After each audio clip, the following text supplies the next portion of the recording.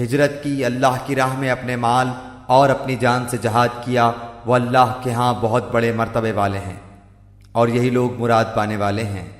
انہیں ان کا رب خوشخبری دیتا ہے اپنی رحمت کی اور رضامندی کی اور جنتوں کی، ان کے لیے وہاں دوامی نعمت ہے، وہاں یہ ہمیشہ رہنے والے ہیں۔ اللہ کے پاس یقیناً بہت بڑے ثواب ہیں۔ اے ایمان والو، اپنے باپوں کو اور اپنے بھائیوں کو دوست نہ بناؤ اگر وہ کفر کو ایمان سے زیادہ عزیز رکھیں۔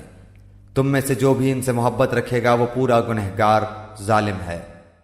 آپ کہہ دیجئے کہ اگر تمہارے باپ اور تمہارے لڑکے اور تمہارے بھائی اور تمہاری بیویاں اور تمہارے کنبے قبیلے اور تمہارے کمائے ہوئے مال اور وہ تجارت جس کی کمی سے تم ڈرتے ہو اور وہ حویلیاں جنہیں تم پسند کرتے ہو، اگر یہ تمہیں اللہ سے اور اس کے رسول سے اور اس کی راہ میں جہاد سے بھی زیادہ عزیز ہیں تو تم انتظار کرو کہ اللہ تعالیٰ اپنا عذاب لے آئے۔ اللہ تعالیٰ فاسقوں کو ہدایت نہیں دیتا۔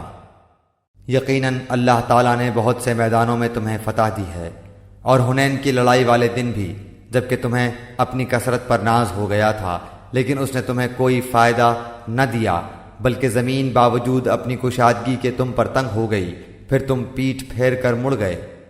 پھر اللہ نے اپنی طرف کی تسکین اپنے نبی پر اور مومنوں پر اتاری، اور اپنے وہ لشکر بھیجے جنہیں تم دیکھ نہیں رہے تھے، اور کافروں کو پوری سزا دی۔ ان کفار کا یہی بدلہ تھا۔ پھر اس کے بعد بھی جس پر چاہے اللہ تعالیٰ اپنی رحمت کی توجہ فرمائے گا۔ اللہ ہی بخشش اور مہربانی کرنے والا ہے۔ اے ایمان والو، بے شک مشرک بالکل ہی ناپاک ہیں، وہ اس سال کے بعد مسجد حرام کے پاس بھی نہ پھٹکنے پائیں۔ اگر تمہیں مفلسی کا خوف ہے تو اللہ تمہیں دولت مند کر دے گا اپنے فضل سے اگر چاہے۔ اللہ علم و حکمت والا ہے۔ ان لوگوں سے لڑو جو اللہ پر اور قیامت کے دن پر ایمان نہیں لاتے، جو اللہ اور اس کے رسول کی حرام کردہ شے کو حرام نہیں جانتے، نہ دین حق کو قبول کرتے ہیں، ان لوگوں میں سے جنہیں کتاب دی گئی ہے، یہاں تک کہ وہ ذلیل و خوار ہو کر اپنے ہاتھ سے جزیہ ادا کریں۔ یہود کہتے ہیں عزیر اللہ کا بیٹا ہے، اور نصرانی کہتے ہیں مسیح اللہ کا بیٹا ہے۔ یہ قول صرف ان کے منہ کی بات ہے، اگلے منکروں کی بات کی یہ بھی نقل کرنے لگے۔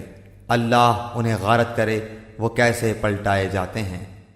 ان لوگوں نے اللہ کو چھوڑ کر اپنے عالموں اور درویشوں کو رب بنایا ہے، اور مریم کے بیٹے مسیح کو، حالانکہ انہیں صرف ایک اکیلے اللہ ہی کی عبادت کا حکم دیا گیا تھا، جس کے سوا کوئی معبود نہیں، وہ پاک ہے ان کے شریک مقرر کرنے سے۔